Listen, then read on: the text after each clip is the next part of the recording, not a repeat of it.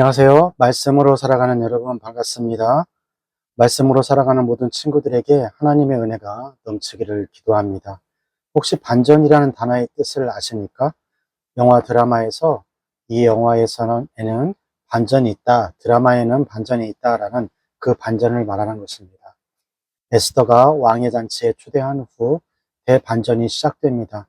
오늘 본문이 그 시작을 알리는 부분인데요. 오늘 어떤 반전이 일어나는지 오늘 말씀을 통해 알아보도록 합니다.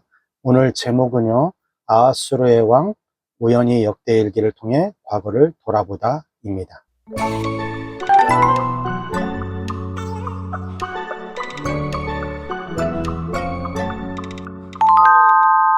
오늘 하나님 말씀은 에스더 6장 1절에서 5절까지입니다.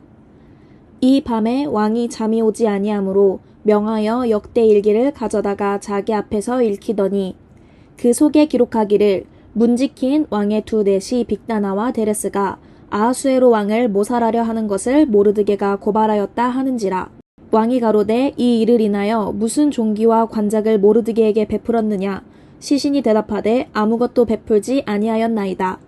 왕이 가로되 누가 뜰에 있느냐. 마침 하만이 자기가 세운 나무에 모르드게 달기를 왕께 구하고자 하여 왕궁 바깥 뜰에 이른지라. 시신이 고하되 하만이 뜰에 섰나이다. 왕이 가로되 들어오게 하라 하니. 아멘. 반전이 시작되는 부분이 에스더 6장 1절인데요. 여기를 먼저 읽어보도록 하겠습니다. 이 밤에 왕이 잠이 오지 아니하므로 명하여 역대 일기를 가져다가 자기 앞에 읽히더니 그날 밤, 이 밤에 여기 나왔는데요. 1절은 이렇게 시작합니다. 이 밤에 이렇게. 근데 이 밤에 무슨 일이 있었죠? 에스더가 준비한 첫 번째 잔치가 열렸습니다. 그 잔치에 다녀온 하만이 끝까지 자신에게 인사하지 않는 모르드게를 죽이고자 장대 50규빗 높이의 나무를 세우죠. 마치 영화에서 상대방을 무너뜨리기 위해 최선을 다하는 것처럼 말이죠. 에스더는 에스더대로 큰 발걸음을 내딛는 것을 볼 수가 있습니다. 하만은 높은 장대를 다 만들고 왕에게 나아가 모르드게를 처형시켜야 한다고 말하려고 합니다. 지금 극도로 갈등이 격화되고 있는 그런 시점인데요. 그런데 이때 왕이 잠이 오지 않고 자기의 일기장을 보고 있는 와중에 왕이 죽이기 위해 암살을 시도한 반역자들을 고발했던 모르드게가 아무런 보상 없이 원래의 자리에 묵묵히 섬기고 있다는 것을 알게 되죠. 이에 왕은 이제라도 모르드게를 세워주려고 합니다.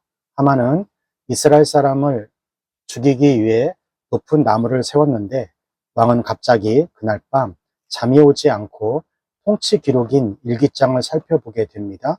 이것은 하나님의 역사하시며 또한 은혜인 것입니다. 시편 기자는 이렇게 고백을 하고 있습니다. 시편 121편 4절입니다. 이스라엘을 지키는 그분은 졸지도 않으시고 주무시지도 않으신다. 하나님은 자신의 믿음의 자녀들을 지키시는데 졸지도 않으시고 또 주무시지도 않으십니다. 겉으로 보기에는 죽음의 그림자가 그리워지는 순간에도 하나님은 여전히 일하고 계신다는 것이죠. 이것을 조금 어려운 말로 하나님의 섭리라고 하는데요. 기독교인들은 하나님의 섭리 안에서 살아가야 합니다. 모르드게가 반역자들을 고발한 것이 5년 전 일이었는데요. 그런데 정확하게 사형에 처하게 된 날 왕은 그 일기를 살펴보게 된 것입니다. 이 모든 것이 우연이라고 할 수 있을까요? 또한 사람들은 자신이 계획한 시간표대로 모든 것이 이루어지기를 바랍니다. 자신이 모든 상황을 통제할 수 있다라고 생각하곤 하죠. 하지만 한 사람의 삶에는 눈에 보이지 않는 하나님의 손길이 함께하곤 합니다. 역사 또한 마찬가지입니다. 여러분, 하나님의 섭리를 기대하십시오.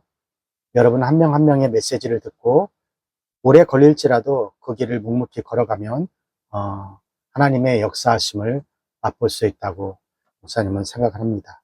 자, 여기까지가 에스더 6장 1절에서 4절 말씀이 되겠고요. 오늘 말씀을 통해서 우리는 무엇을 묵상하고 또 무엇을 적용해야 할까요? 첫 번째, 삶에서 하나님의 섭리에 섭리에 같은 하나님의 강한 역사하심을 경험한 적이 있습니까? 우리 일상생활에서 이처럼 하나님을 내 삶 속에서 작은 일이든 큰 일이든지 하나님의 그런 일하심을 경험하는 것들이 우리 삶에 있어야 한다고 생각합니다.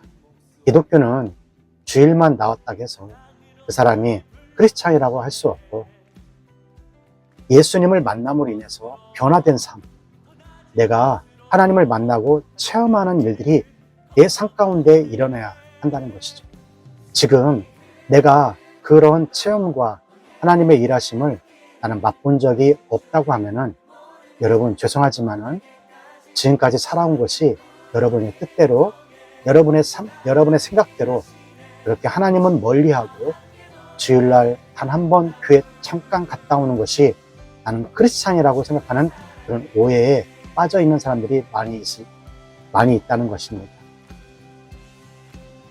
크리스찬이란 것은 예수님을 만나고 내가 내 삶 속에서 뭔가 변화된 삶이 있어야 한다는 것이죠. 일상생활 가운데.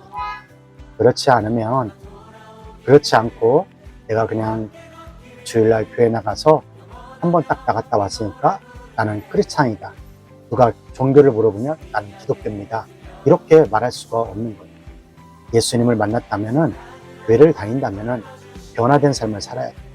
그래야만이 그것이 진정한 크리스찬이 될 수가 있는 것이죠. 오늘 여러분 삶 가운데 오늘 또 그런 하나님이 일하심이 분명히 있습니다.